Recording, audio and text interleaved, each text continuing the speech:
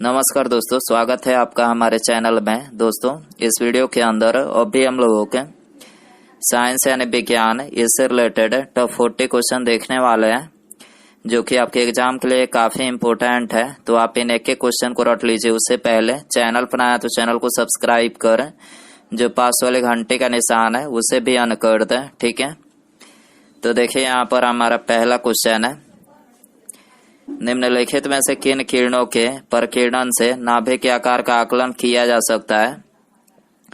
तो देखिए, इसका करेक्ट आंसर ऑप्शन डी हो जाएगा। अल्फा कण के किरणों के प्रकीर्णन से जो है ये नाभिक के आकार का आकलन किया जा सकता है, ठीक है। इसके अलावा सबसे अधिक भेदन क्षमता किन किरणों की होती है। तो देखिए, सबसे अधिक जो भेदन क्षमता होती है तो ये गामा किरणों की होती है, और गामा किरणें जो है ये किससे बनी होती है, तो ये विद्युत चुंबकीय तरंगों से जो है बनी होती है, ठीक है। और सबसे कम जो भेदन क्षमता होती है तो ये अल्फा किरणों की होती है, ठीक है। क्वेश्चन नंबर 2 है, डाल्टन के परमाणु सिद्धांत के अनुसार कौन सा सबसे छोटा कण स्वतंत्र रूप से रह सकता है। तो देखिए, इसका करेक्ट आंसर ऑप्शन सी हो जाएगा। परमाणु जो है ये स्वतंत्र रूप से रह सकता है, ठीक है। क्वेश्चन नंबर 3 है, खाने पीने की वस्तुओं को पैक करने के लिए किस धातु की पन्ने बनाई जाती है। तो देखिए, खाने पीने की जो वस्तुएं होती है तो उसे पैक करने के लिए जो है ये एल्युमिनियम धातु की जो है पन्ने बनाई जाती है, ठीक है। इसके अलावा बॉक्साइट जो है ये एल्युमिनियम धातु का जो है अयस्क होता है, ठीक है। क्वेश्चन नंबर 4 है, परमाणु विखंडन प्रक्रिया के दौरान उत्पन्न ऊर्जा का प्रयोग किसमें किया जाता है। तो देखिए, इसे करेक्ट आंसर ऑप्शन बी हो जाएगा। बिजली बनाने में किया जाता है, ठीक है। परमाणु विखंडन प्रक्रिया के दौरान उत्पन्न ऊर्जा का प्रयोग किसमें किया जाता है, तो ये बिजली बनाने में जो है किया जाता है, ठीक है। क्वेश्चन नंबर 5 है,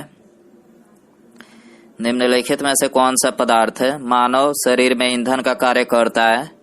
तो देखिए, इसे करेक्ट आंसर ऑप्शन सी हो जाएगा। कार्बोहाइड्रेट जो है ये मानव शरीर में ईंधन का कार्य करता है, ठीक है। इसके अलावा कार्बोहाइड्रेट जो है एथलीट या फिर जो खिलाड़ी होते हैं उनको तत्काल ऊर्जा के लिए जो है इसे दिया जाता है, ठीक है।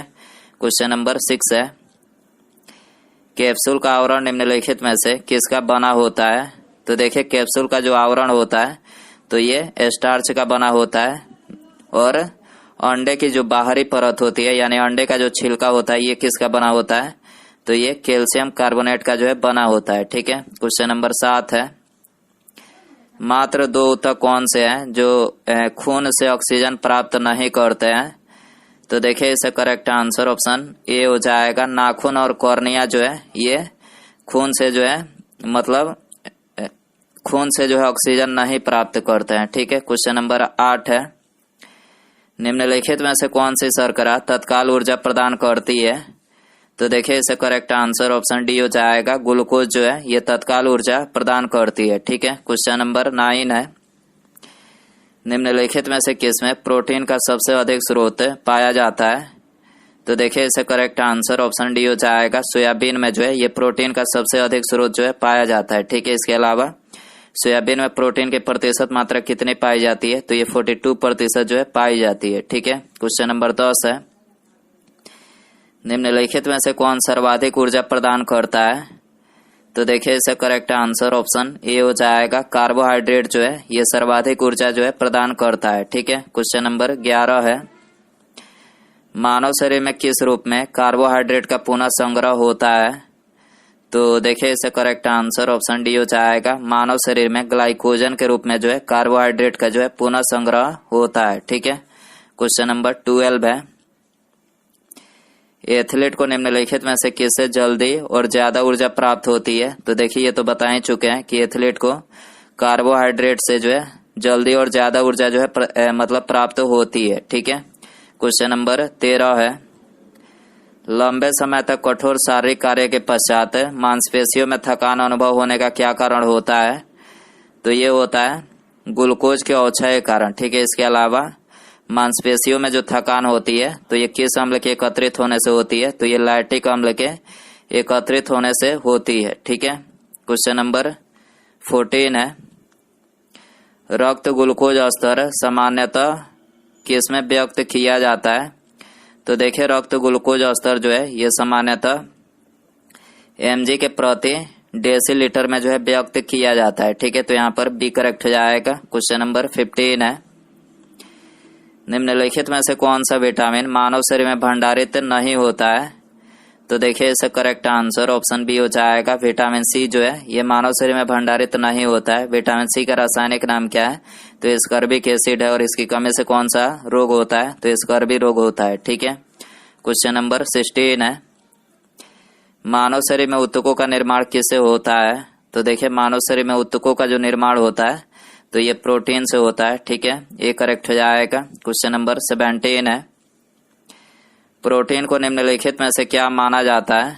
तो देखिए प्रोटीन को ये शरीर का निर्माण करने वाला जो है माना जाता है। ठीक है, तो यहाँ पर ये करेक्ट हो जाएगा। क्वेश्चन नंबर 18 है, निम्नलिखित में से कौन सा विटामिन जल में घुलनशील होता है? तो देखिए जल में जो घुलनशील विटामिन होता है तो ये होता है विटामिन बी और सी। ठीक है, तो यहाँ पर डी करेक्ट हो जाएगा। इसके अलावा वसा में घुलनशील विटामिन कौन सा होता है? तो देखिए वसा में जो घुलनशील विटामिन होता है वो होता है विटामिन ए, डी, ई एवं के। ठीक है, क्वेश्चन नंबर 19 है, जैविक सिस्टम में रासायनिक क्रिया की प्रक्रिया को तेज करने में उत्तरदायी पदार्थ कौन सा है? तो देखिए यह है एंजाइम। ठीक है, जैविक सिस्टम में रासायनिक क्रिया की प्रक्रिया को तेज करने में उत्तरदायी पदार्थ कौन सा है? तो यह है एंजाइम। ठीक है, क्वेश्चन नंबर 20 है, अल्फा क्रिएटिन एक प्रोटीन है जो उपस्थित होता है। तो देखिए ये उपस्थित होता है त्वचा में। ठीक है, तो यहाँ पर बी करेक्ट हो जाएगा। क्वेश्चन नंबर 21 है, निम्नलिखित में से किस विटामिन की कमी के कारण मसूड़ों से रक्त आता है और दांत जो है हिलने लगता है? तो देखिए इसका करेक्ट आंसर ऑप्शन सी हो जाएगा, विटामिन सी की कमी के कारण से जो है मसूड़ों से रक्त आता है और दांत जो है हिलने लगता है। ठीक है, क्वेश्चन नंबर 22 है, निम्नलिखित में से किस में प्रोटीन नहीं पाया जाता है? तो देखिए इससे करेक्ट आंसर ऑप्शन सी हो जाएगा, चावल में जो है प्रोटीन नहीं पाया जाता है और बाकी इन तीनों में मांस, दूध और दाल यानी इन तीनों में जो है प्रोटीन पाया जाता है। ठीक है, क्वेश्चन नंबर 23 है, किडनी का प्रतिरोपण सर्वप्रथम किसने किया था?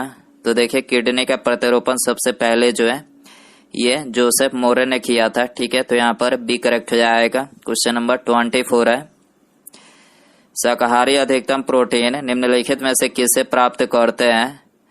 तो देखिए शाकाहारी जो होते हैं तो ये अधिकतम प्रोटीन जो है ये दालों से प्राप्त करते हैं। ठीक है, तो यहाँ पर बी करेक्ट हो जाएगा। क्वेश्चन नंबर 25 है, सबसे अधिक प्रोटीन किसमें पाई जाती है?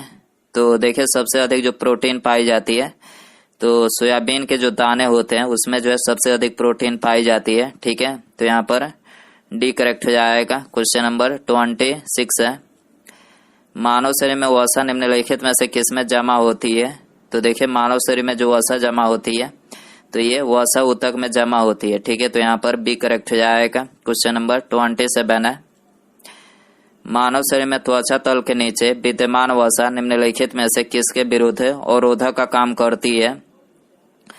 तो देखिए इसे करेक्ट आंसर ऑप्शन बी हो जाएगा, शरीर की ऊष्मा का क्षय के विरुद्ध जो है ये मतलब अवरोधक का काम करती है। ठीक है, मानव शरीर में त्वचा तल के नीचे विद्यमान जो वसा होती है तो ये शरीर की ऊष्मा के क्षय के विरुद्ध जो है अवरोधक का कार्य करती है। ठीक है, क्वेश्चन नंबर 28 है, ऊंट बिना पानी के कुछ दिनों तक मरुस्थल में रहता है, ऐसा वह कर पाता है? तो देखिए ऐसा वह कर पाता है अपने कुबड़ में जमा किए चिकनाइयों का प्रयोग करके। ठीक है, तो यहाँ पर बी करेक्ट हो जाएगा। क्वेश्चन नंबर 29 है, निम्नांकित भोजन में से किससे प्रति ग्राम सर्वाधिक ऊर्जा प्राप्त होती है? तो प्रति ग्राम सर्वाधिक ऊर्जा जो है ये वसा से प्राप्त होती है। ठीक है, तो यहाँ पर बी करेक्ट हो जाएगा। क्वेश्चन नंबर 30 है, एपिडेमियोलॉजी किसके अध्ययन से संबंधित है? तो देखिए एपिडेमियोलॉजी जो है ये महामारी रोग के अध्ययन से संबंधित है। ठीक है, क्वेश्चन नंबर 31 है, निम्नलिखित में से यौगिक के किस समूह को सहायक आहार कारक कहा जाता है? तो देखिए इसे करेक्ट आंसर ऑप्शन डी हो जाएगा, विटामिन को जो है ये सहायक आहार कारक जो है कहा जाता है। ठीक है, क्वेश्चन नंबर 32 है, निम्नलिखित में से किसे रक्षात्मक पदार्थ कहा जाता है? तो देखिए इसका करेक्ट आंसर ऑप्शन ए हो जाएगा। विटामिन को जो है ये रक्षात्मक पदार्थ जो है बोला जाता है। ठीक है, क्वेश्चन नंबर 33 है, निम्नलिखित में से कौन सा नियम आवेश के संरक्षण के सिद्धांत पर आधारित है? तो देखिए इसका करेक्ट आंसर ऑप्शन ए हो जाएगा। किरचॉफ का विद्युत धारा नियम जो है ये आवेश के संरक्षण के सिद्धांत पर जो है आधारित है। ठीक है, क्वेश्चन नंबर 34 है, मानव शरीर में विटामिन ए कहाँ पर भंडारित होता है? तो देखिए मानव शरीर में विटामिन ए जो है यकृत में भंडारित होता है। ठीक है, ए करेक्ट हो जाएगा। क्वेश्चन नंबर 35 है, निम्नलिखित में से कौन सा विटामिन प्रतिरक्षा प्रदान करता है? तो देखिए इसका करेक्ट आंसर ऑप्शन ए हो जाएगा। विटामिन ए जो है ये प्रतिरक्षा प्रदान करता है। ठीक है, क्वेश्चन नंबर 36 है, ईजी का आविष्कार किसने किया था?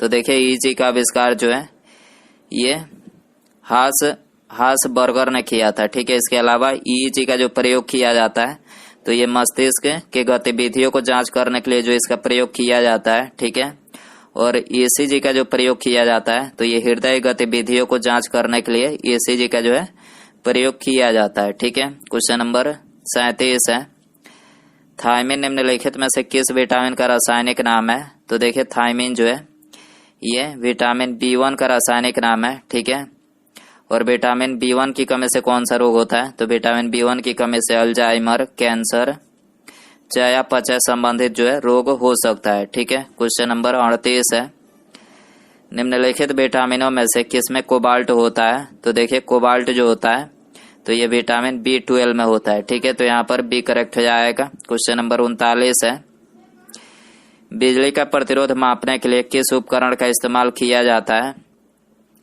तो देखिए बिजली का प्रतिरोध मापने के लिए जो है ये ओम मीटर का जो है इस्तेमाल किया जाता है। ठीक है, तो यहाँ पर ए करेक्ट हो जाएगा। उसके बाद यहाँ पर हमारा अगला क्वेश्चन है, साइनोकोबाल्बिन निम्नलिखित में से किस विटामिन का रासायनिक नाम है? ऑप्शन है vitamin C, vitamin B6, vitamin B या फिर विटामिन B12। ठीक है, तो दोस्तों आप इसका आंसर जो है कमेंट बॉक्स में जरूर बताएं, और वीडियो पसंद आया तो वीडियो को लाइक करें, चैनल पर आया तो चैनल को सब्सक्राइब, और पास में जो घंटी का निशान है इसे भी ऑन कर दें। ठीक है, मिलते हैं अगले वीडियो में। Thanks for watching.